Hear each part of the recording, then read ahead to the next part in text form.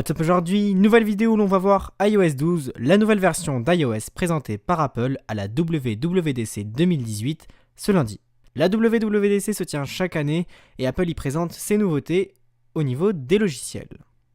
La principale nouveauté avec iOS 12 est la performance. Apple annonce avoir amélioré la vitesse d'exécution de certaines tâches lourdes que l'on utilise au quotidien comme accéder à la caméra, taper sur le clavier ou tout simplement lancer une application. Cette amélioration de performance touche tous les appareils équipés d'iOS 12. A part ça, Apple a un peu modifié les animojis, donc vous savez les emojis qui reprennent les expressions faciales sur l'iPhone X. Apple a tout d'abord ajouté la reconnaissance de la langue, ce qui rend les animojis plus réalistes. Voilà ce que ça donne.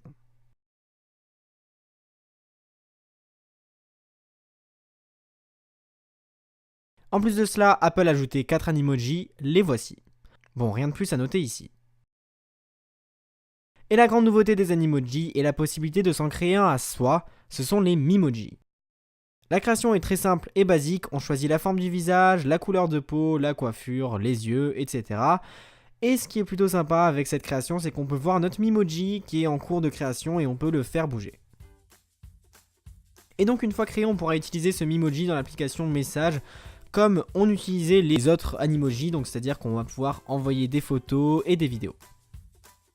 Il faut donc dire que ces animojis sont quand même impressionnants, ils arrivent à reproduire très précisément les expressions de notre visage, et la personnalisation qu'a apporté Apple dans cette mise à jour est vraiment sympa, même si bon, au final, ces animojis n'ont presque pas d'utilité. Apple essaie de prendre du terrain sur Snapchat et sur Instagram en intégrant dans l'application Messages des filtres et des stickers que l'on peut appliquer en mode selfie. Les filtres sont assez basiques et les stickers sont en fait les stickers des applications Messages. Donc lorsqu'on pose un sticker quelque part, il va rester à l'endroit où on l'a posé même si on bouge la caméra. Il y a aussi la possibilité de mettre un animoji sur notre visage, c'est plutôt sympa, surtout avec les mimojis. Cela marche sur les photos et les vidéos qu'on peut ensuite envoyer. Apple a aussi amélioré FaceTime, déjà en ajoutant exactement la même chose qu'il a ajouté dans l'application Messages, c'est-à-dire les filtres, stickers et animojis. Autre nouveauté assez importante pour FaceTime, on peut désormais passer des appels FaceTime en groupe, et oui c'est enfin possible jusqu'à 32 personnes.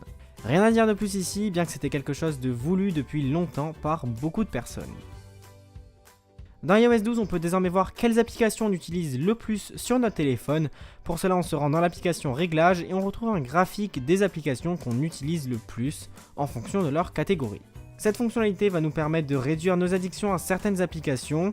Et pour compléter, Apple nous permet d'utiliser des limites de temps pour une certaine application ou une certaine catégorie d'applications. Donc on va pouvoir par exemple se limiter à utiliser Instagram à 20 minutes par jour, ou se limiter à utiliser les réseaux sociaux en général à 1 heure par jour. Pour ce qui est des notifications, iOS 12 introduit les notifications silencieuses. Ce sont des notifications qui ne vont pas vous déranger, mais que vous pourrez retrouver dans votre centre de notifications. On peut donc par exemple mettre les notifications d'Instagram et de YouTube en silencieuse, et donc quand elles arriveront, on ne sera pas dérangé, donc c'est-à-dire que le téléphone ne va pas sonner. Et en plus de cela, Apple a maintenant groupé par application les notifications dans le centre de notifications. Cela permet d'avoir un centre de notification moins encombré, mais on peut quand même accéder à toutes les notifications.